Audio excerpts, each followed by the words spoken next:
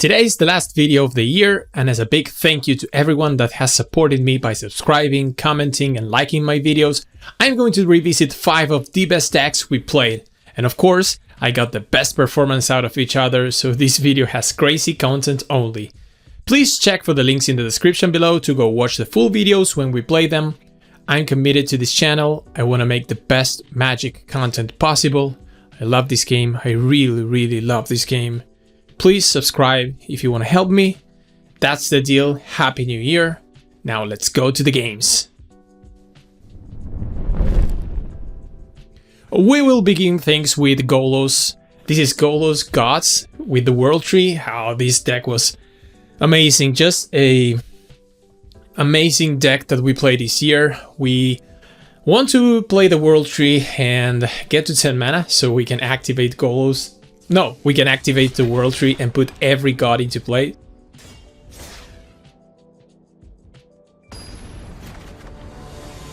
We are running 20 gods in this deck, and the idea is that you play Golos, you go fetch the World Tree, you play the World Tree, and then you ramp, and with 10 mana you can activate the World Tree and get every god in your deck and put it into play. So that's the idea, and here we were playing one very interesting matchup versus Kenan. And you know, when you play Golos, you're going to probably go into the Hell queue, and going first versus Kenan helped. I think that this hand was really good because we could ensure the ramp. We can either play into the north, Elysian Caryatid, but the key card during this game probably is Urza's Ruinous Blast, because unless we had that, it's really difficult to overcome such a start from Kenan. And Ezika here also helps to ramp. You normally want to play the Prismatic Bridge when you're playing Ezika, but in this deck it was very interesting because it allows every legend creature we control to tap for mana. So basically it's giving us a very powerful ramp spell to get to the 10 mana that we require. So remember, this is Golos Gods. This is not the typical Golos build. And at this point we wrap the board with Urza's Ruinous Blast. So we really set Kenan backwards. Although they followed up with a Key to the Archive, which is good. With Kenan is really good. But Kenan is not as scary as a Golos because their activation is not so powerful, but it's such a great deck. So in this case we were just very interested in drawing lands, which we did, and in by playing Golos we ramp again. So if you see here, we already have, it's going to be 6 lands plus 2 creatures that tap for mana, so we need to get to the magical number, which is 10. And I guess getting a Triumph here was as good as any other land, because the World Tree will allow us to tap for any mana with 6 lands into play. And Golos, the Kenan player, did a very good job at recovering from the first Urza's Ruinous Blast, because you can see that Kiora with those mana rocks are really scary, and they could start activating Kenan here. But our setup is good. We don't mind if they kill Golos because we play it again, we ramp again. We just want to get to 10 mana because we already have the World Tree in play. So we don't mind too much about the cards in our hand, but we're trying to keep ramping. I think at this moment we need one more turn, like 2 more turns for us to do our thing. And here opponent activated Kenan and just got an Oracle of the Alpha, so it could have gone worse for us. So instead of playing any other creature, we just try to activate, just to try to ramp.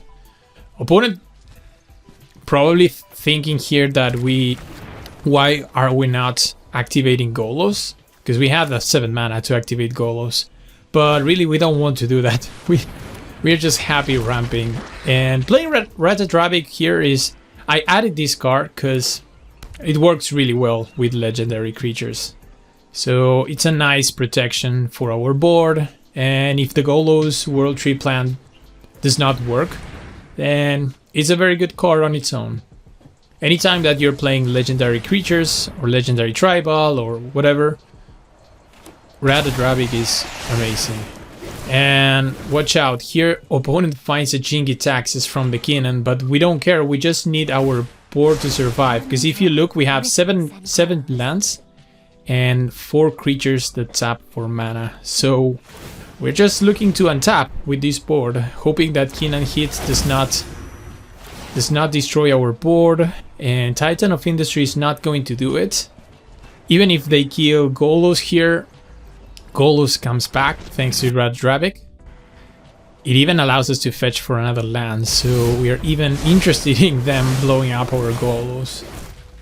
But they didn't. They put a counter on Jinky Taxias, plus they make a 4/4 Rhino, and we are untapping with the board, and we are going to do our thing.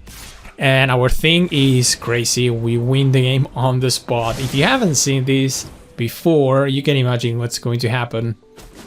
It's so cool. When this works, it's so cool. This has to be one of the best things that you can do in the format. Opponent draws a fresh grip of cards, going to discard to hand size thanks to the Jinky Taxias. We don't care about that. It's going to be perfect. Alright, there they go. We find another land, not that we needed it, and we go activate the World Tree. And unless they have a 1 mana Stifle, then we do our thing. We find our gods. I think it's 20. There you have the God Eternals. We have Perforos. I added Perforos from the original list because you need the haste to close the game on the spot. Yes! That was so cool. This is such a cool thing to do. And there you have it. The gods coming down. Oh my god, look at this board. Opponent scooped, yeah. Opponent did not allow us to attack them for the win, but look at this board. Look at this. And Perforos giving haste to all the creatures, so here we can attack for lethal and win the game. Amazing, amazing deck.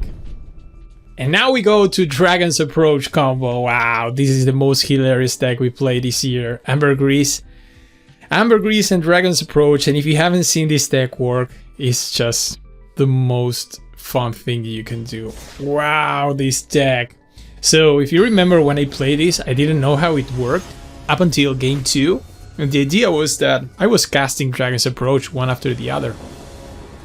But the idea is that you discard your hand to Ambergris with her attack trigger, and then you already have the 4 Dragon's Approach in the yard, and normally you cheat a big dragon into play in turn 3, turn 4, well, turn 4. So that's what we are looking to do. We're not trying to just cast Dragon's Approach, we're trying to play our commander, discard our hand, find another Dragon's Approach, and probably win. Opponent playing OG. This is the Blink, the new Blink commander from Baldur's Gate. So they try to play an Elite Spellbinder, which they resolve. I'm going to bolt that because we don't want to get hit, and that's also a very good blocker for Ambergris. So we make way for Ambergris, and opponent looking at our hand and seeing the craziness of his deck. That has to be one odd thing to see in a historic brawl game. Look at this. We play Ambergris and then we attack with Ambergris and we discard our hand. Draw just 2 cards. We don't need more than 2 cards. Check this out. We found 2 Dragon's Approach. So Dragon's Approach, when we play it again, is going to allow us to exile 1 card, well, 4 Dragon's Approach from our yard, and we can go tutor for any dragon in our deck and put it into play. So what I was thinking during this game is probably I need to kill OG, so I would normally go fetch Velomachus Lorehold, but at this point that OG had me all kinds of worried. So it could be Glorybringer, but I think Tyrant here is just better. Just better thread overall. This was a new addition to the deck.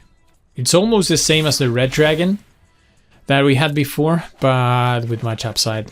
So 2 more the Dragon's Approach to the yard. Couple of mountains in hand. We should play as many cards and as many lands as we can, because then we can start hardcasting our dragons. We don't have too many dragons. You just want to tutor for them. We can even burn the opponent out with Dragon's Approach. But this deck is so hilarious, so hilarious. Opponents never see it coming. If you go watch the entire video, you're going to appreciate the evolution of my understanding of this deck. And you can see here we top deck the Golos Pendragon.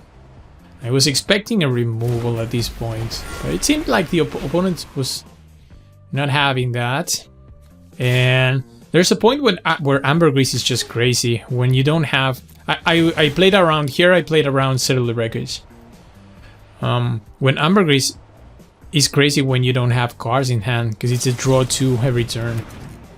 And check that out, opponent tail-sended the Ambergris trigger. But that's alright. I didn't want to attack with the Tyrant here, I was really afraid of 4 mana into Settle the Wreckage. And they blink the Clone Crafter. So yeah, they had to deal with a lot at this point. And we had 1 Dragon's Approach in exile that we can play and 2 in the yard. So we need 2 more to keep tutoring. Oh, and they are playing Tear Up the Peaks from our deck. Alright, opponent giving us a taste of our own medicine, but we have a very good attack. We can probably... I would like to Dragon's Approach to send it to the yard. Could also pump the Tyrant. Attack with the entire team. We're going to draw 2 new cards. Wow, Ambergris is so good. So good. 2 more Dragon's Approach. Wow, we can even cast them, one of them, with the Goldspan doubling up the mana. But I think we can kill him. Opponent blocked in such an odd way that we can pump. Yeah, opponent did not realize we can pump the team. And that's it. That was Ambergris.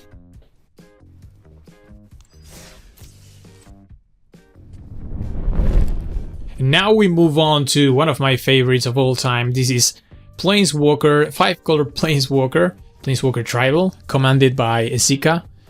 Alright, so this is an Esika deck, of course, but here Esika also is working as a mana dork most often than not, and just to fix for our 5 colors. And we're just playing all the best Planeswalkers that we can, in a way in which we can make it work. Sometimes Planeswalkers in Historic Brawl are not too good, but in this case we're just trying to make it work. And when you played with the Prismatic Bridge, just because your mana based worked in the game, then the Prismatic Bridge is insane. And we went this game versus Sheville, which is an interesting matchup considering the type of deck that we are playing. But this hand, I didn't like this hand. I think I mulled this hand. We need a better start for this deck. I'm not sure I was supposed to keep, even if we had Liliana on turn 3. Kind of meh. This hand was better. It has ramp, it has some small artifacts that we can cantrip. I don't think it's much better than the last hand, but it's similar. And opponent, of course, went with Sheville on turn 1, on turn 2. And we could play here the Arcane Signet. And I was looking here at playing a Esika on turn 3, trying to ramp into our better threats. But I think I didn't go for that. I think I went for Teferi next turn. Just because Teferi is very efficient at phasing out their threats, and we can also start looting. So I think that was the correct play. giving us also the chance to play the Prismatic Bridge next turn, probably, if we find the correct lands, which I think that we already had. So Teferi looted here, and Vraska is very good, because Vraska is a removal spell for Shevil. Obnixilis in this deck is one of those Planeswalkers that eventually we'll try to replace, because we don't make so many creatures unless we play one of the Planeswalkers that makes creatures. So Ob is kind of okay in this deck, but it's not too good. And then they played a Doom Whisperer. This is a very big threat, and I was concerned at this point because we don't have a clear answer to that other than facing it out. So instead of facing out anything, we just loot, try to find more action. Gideon didn't look very good in this game, so I discarded it. Goldsteel Heart, not too relevant at this point because our mana situation is correct. And I had to shock in the Breeding Pool to play the Prismatic Bridge. And it was a risky line just because they are playing green and they could have, of course, removal for my enchantments. But Prismatic Bridge has such a big upside. And in our deck it's going to be obviously all the time finding a new Planeswalker. Because we are riding what? 40 Planeswalkers, 30 something. Really a big amount of Planeswalkers. So we could face out Doom Whisperer here. They go for Bloodchi's Thirst, so we face out the Whisperer.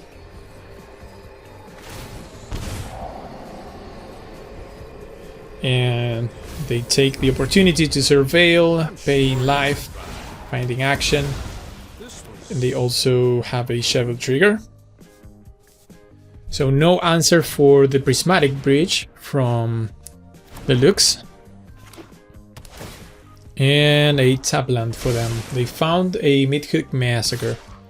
Not to worry about Midhook Massacres when you're not playing creatures. Oh, Prismatic Bridge finds us to Fairy. Which is awkward because the Doom Whisperer is faced out, so we cannot deal with that. Maybe I should have foreseen this. Because, yeah, now they will be able to attack. I don't have interaction on their turn. But that's alright. We can play Vraska kill Shevil.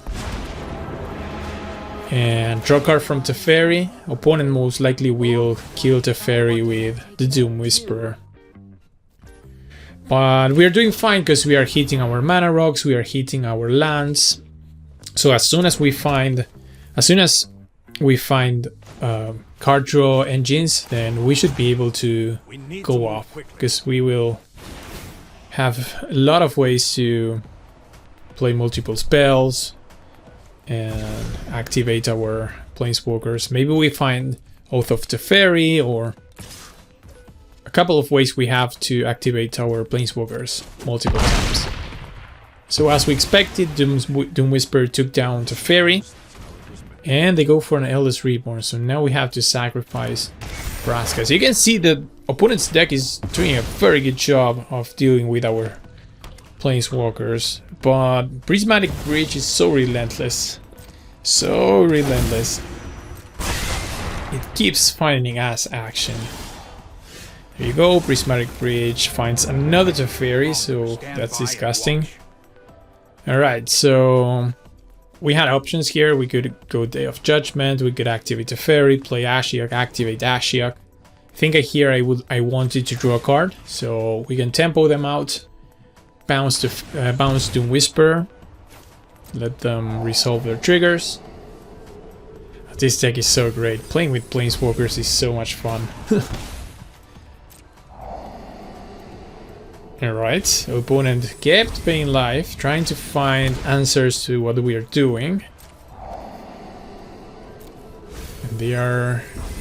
I was also worried about the last trigger from the Eldest Reborn, so I think here I was actually concerned about that and thinking, how can we deal with the Eldest Reborn? I don't want them to get one of our Planeswalkers. So... Even though bouncing the Eldest Reborn looks here like a very bad play because they get to replay it, I think it's a very good tempo play because they cannot go both Eldest Reborn and Dream Eater. So we are putting them on the situation where they have to decide which of these two spells they want to resolve.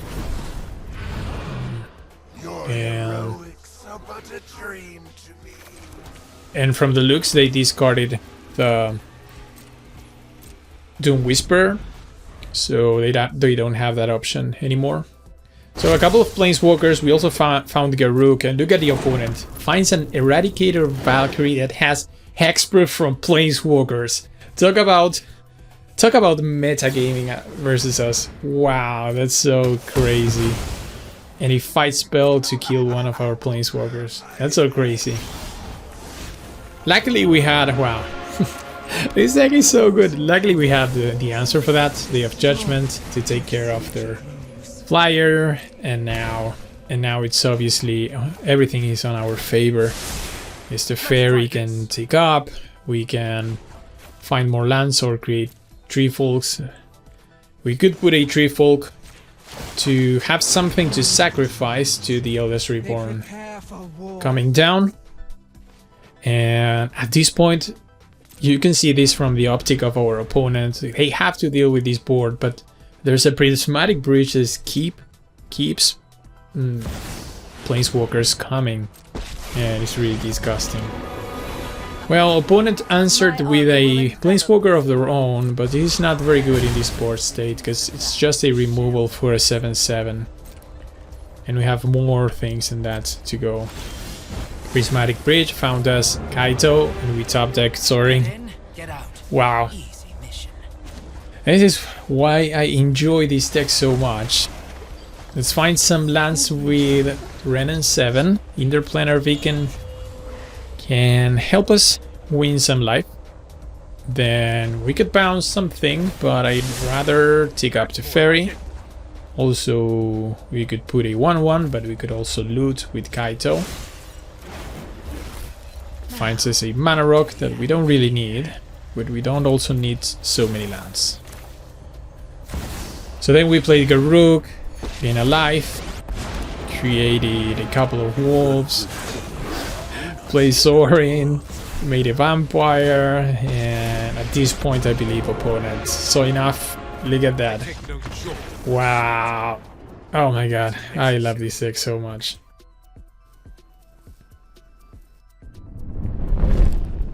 And then we go to Raggadragga, but this is no rares Raggadragga, no rares, no mythic, just the commander. And this deck was, oh, it's in my heart because it's one of the best sensations that I've had this year playing Magic, and being able to stomp on decks just playing these random commons and uncommons was crazy, This has to be one of the best budget decks that you can make in Historic Brawl, but also win a lot. So you can make any deck you want, but this deck is just on another level. Because the thing is, it makes so good things that you still want to play. So you want to play Mana Dorks in this type of decks. And Raggadragga just transforms them into amazing threats. And you can go off because you can play multiple of these. So check this hand. I think I mulligan. Yeah, it didn't have so much action. And in this hand, I also had to mulligan. So we went to 6 on this game. Yeah, we went to 6. And since we are playing with Joyra, I think that Kenry's transformation was better than Unholy Hit. And here I was debating that. I think I saw the toughness in Joyra and I said Unholy Hit to the graveyard. Kenry's transformation is better versus Joyra. Because Joyra, if they recast her, then they can go off. So at this point, our mana situation was a little weird because we had to start with a tap land. But then I decided to play another tap land and go for a Llanowar Hells, hoping that they didn't have removal. But look at this, our hand is so unassuming at this point. Just Mana Dork, Kenry's transformation, and that's it. Raggadragga makes it so much better. So we found another mana dork. And I'm saving the Kenrith transformation for Joyra. I have nothing else to deal with her. So I believe that was the correct play. And what we could do was play the Bronze Walrus to scry or play Raggadragga to use the mana better. So I decided to go for Raggadragga. There's an argument to go for another mana dork. But Raggadragga made use of our mana in a better way. So here we would have probably 5 mana on next turn and we could double spell. Yeah. So obviously here I have to pay the ward for Joyra. And I'm going to attacks to allow them to maybe block Raggadragga, but it's not going to happen. And we play the Caryatid, which is great because with Raggadragga it taps for 2. And then we just transform Joyra. Paying the ward. And drawing a card. Ledger Shredder here was really annoying. Because allowing them to select cards and grow the dork. Lightning Strike, not too good. Really not too good. Because both creatures are out of range of Lightning Strike.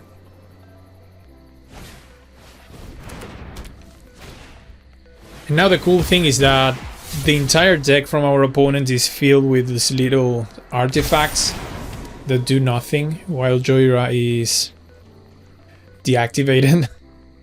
So good thing that we went for the Kenrith's transformation. So I'm going to play the Kazul's Fury tapped because we need to keep hitting our land drops. And then at this point I will go Walrus to scry 2, make another mana dork. What we are trying to find here is a spell that could trigger Raggadragga. Lava Coil is good enough, so I'm going to keep that on top. But what we want to do is we want to find a spell with 7 mana or more to trigger Raggadragga. Although in this build of Raggadragga it's very difficult to find that, because most of those spells are rares and mythics. But I still think we have some X spells that we can pay 7 and close the game. So the awkward thing is if we swing with the team, then they could block with Joyra, send Joyra to the command zone, replay her. Lightning Strike versus a Joyride without equipment is good, because we can answer that. And the Mechanauts made me a little bit nervous just because they can play so many artifacts for free. So I think I was thinking here how to deal with the Mechanaut.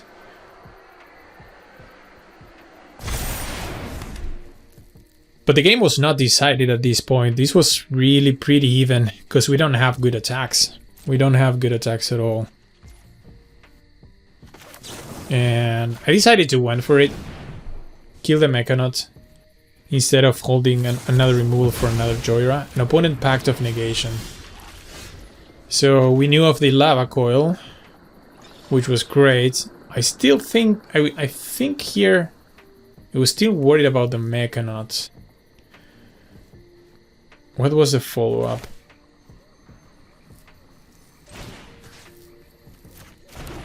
I think I was debating about killing Joyra. But then again, I think attacking with our 4/4s was better. So presumably they were going to block one of the 4/4s with Ledger Shredder, and then we could end it with the Lava Coil.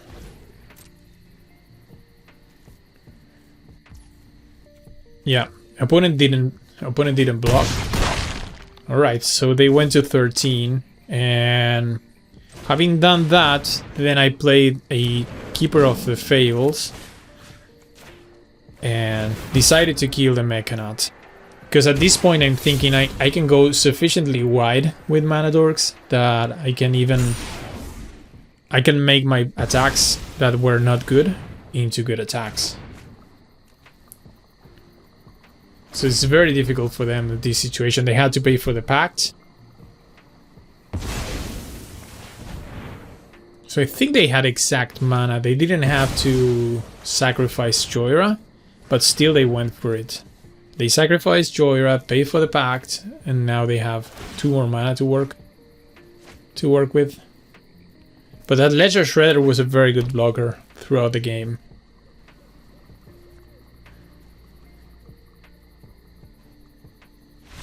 And they scoop. Yeah, we could finish them. So Raggadragga, no rares, no mythics. And finally, this is Krenko, another deck that is close to my heart. This is Goblins. I own a paper commander deck led by Krenko, and this video was crazy because in the video, if you go check the description, in this video we went off with the craziest infinite combo that you can pull off with Goblins. It's really an amazing thing to watch and to accomplish, so I'm really proud of that one. And this game is also another game where Goblins shine. And check this hand. It's a very beautiful Goblin's hand. You always want to see a Scared Prospector, you always want to see a Goblin Matron, and of course a Muxus. Right, we have to work for this, and we are facing here Teferi, so control is very difficult for this deck to overcome. And they even have the rock on turn 2.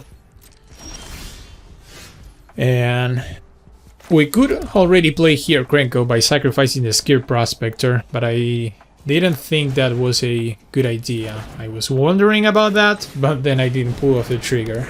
Just went for a Matron, and what you usually want to find with Matron is a Haste Enabler, a Lord, and Chieftain has to be the best at that. So Chieftain plus Krenko is a very old synergy that you can pull off in Modern, you can pull off in Legacy. I think I used to play Goblins in Modern back when they were decent. And opponent has 2 mana up, so I don't think playing Krenko here is the best deal, because we cannot activate it.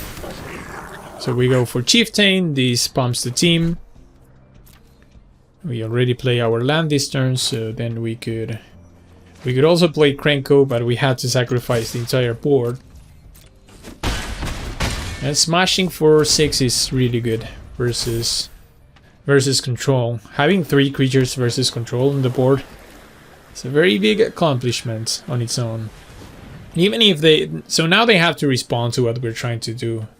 And we are sneakily working towards Muxus. Muxus is another fantastic way to recover from a board wipe or from any other board state. They went with Teferi, untapped to land, so now they had 4 mana up, which is always scary. So here we go for Krenko, because if we resolve Krenko we can activate and go really crazy with tokens, and they counter as expected, but we still have 6 power on the battlefield. So here we were hoping for no extra removal spell, because they could go removal spell on the Chieftain, and that would be a blowout for us, because if they untap with Teferi, it's really difficult to overcome.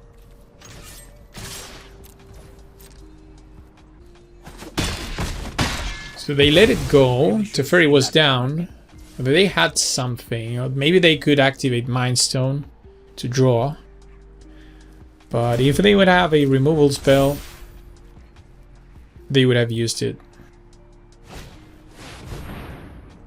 Opponent find an ECD, so now they take care of the Chieftain, which is annoying because that doesn't allow us to go for Krenko.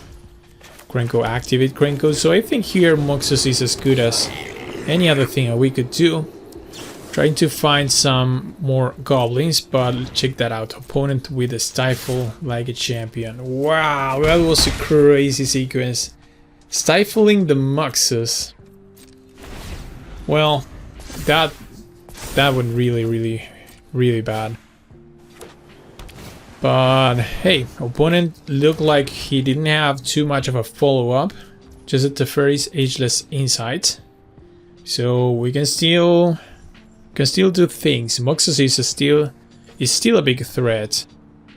We would have loved to resolve Moxus trigger, but what can you do? So we could play Shatter Skull Smashing. Then we could also grow our board. We could pump the team with Castle Embereth. We can play the Goblin Oriflame, pump the team. There's so many lines. But I think here we just want to attack for a bunch. Attack for a bunch.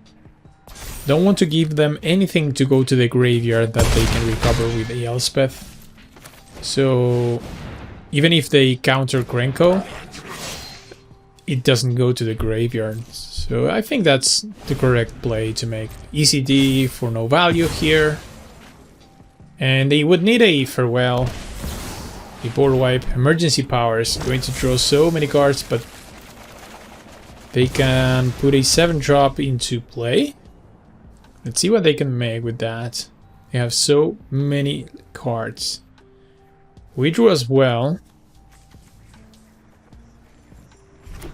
But they are tapped. Wow, Milestone and Wakestone, that's their choice. So they kill Krenko, and we have the chance to sacrifice it. But yeah, we win on the crackback. So this was Goblins. Alright, we reached the end of the video. I hope you enjoyed 5 of the best decks that we played this year. I'm really happy that I started this channel. I'm getting to know very cool people that are sending me their list to play. I'm really happy. Please consider subscribing to the channel if you're not already a subscriber. Leaving a like, leaving a comment. We will see each other again on 2023. Hope you have a wonderful year end and a better start of the next year.